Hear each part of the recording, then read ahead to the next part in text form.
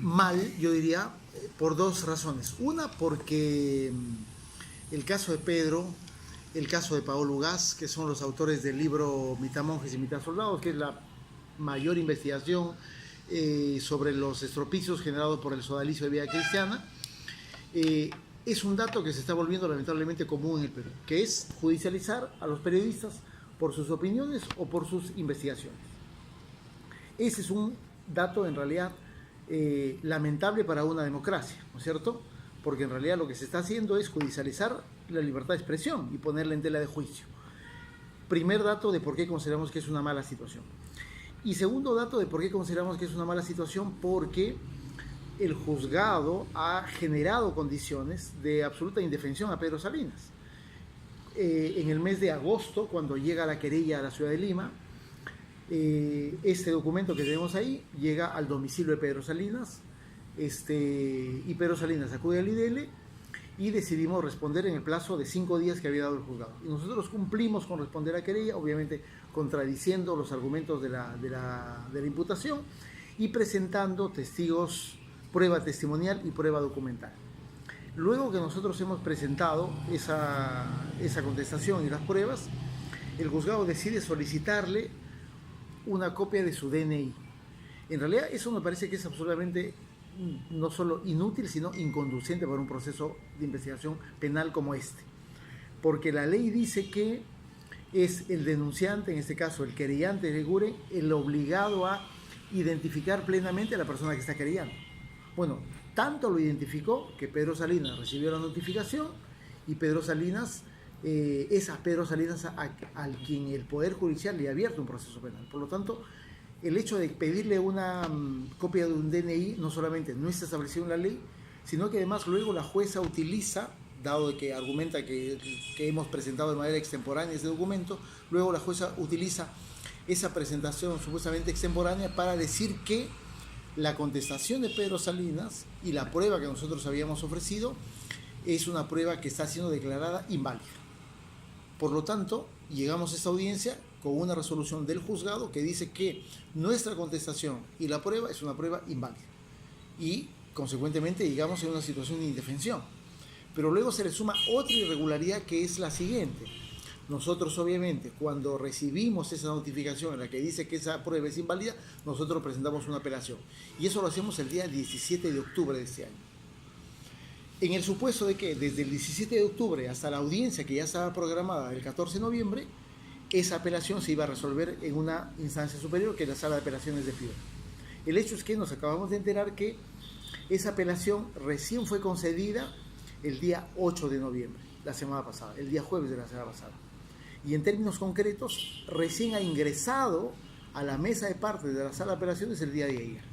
¿Qué involucra eso? Que tenemos una audiencia en la que Salinas tiene una situación de indefensión y tenemos una apelación que por responsabilidad del juzgado no se ha tramitado en el tiempo que correspondería, porque el tribunal recién está conociendo el día de ayer ese expediente.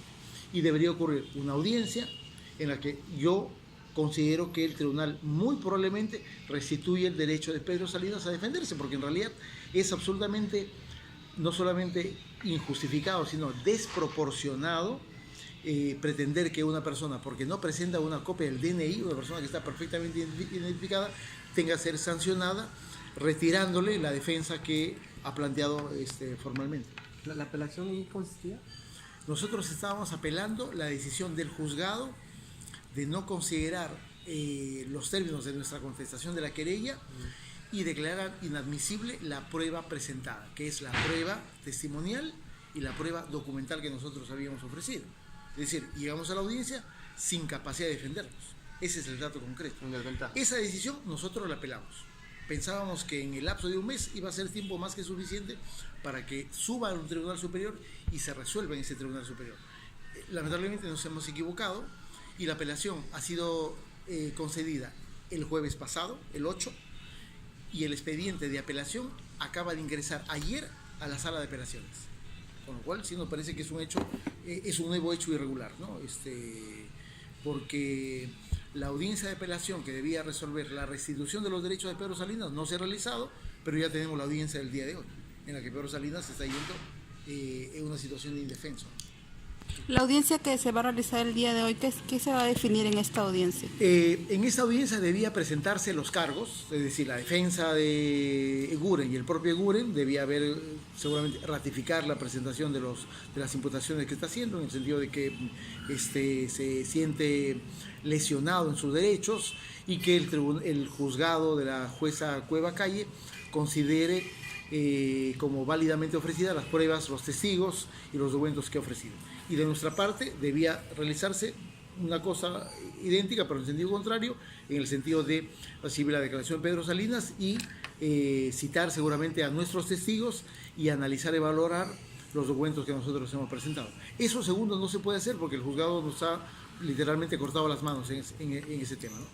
Por eso es que nosotros lo que le queremos pedir, le vamos a pedir al juzgado el día de hoy, es que reprograme la audiencia, porque en realidad nos parece absolutamente injusto que en un proceso penal en el que las dos partes deberían tener los mismos derechos y las mismas posibilidades de defenderse y de probar, tenemos un proceso en el que una parte tiene todas esas posibilidades y la otra parte, que somos nosotros, en realidad básicamente vamos a ir como que a escuchar lo que alegue la parte querellante.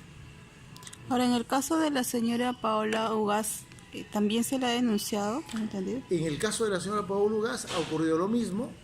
Eguren la ha querellado, argumenta que es por la publicación de 7 tweets en el mes de febrero, cuando se produjo el viaje, el arribo del Papa a la ciudad de Trujillo, que fue una ceremonia pública en la que estuvo el señor Eguren.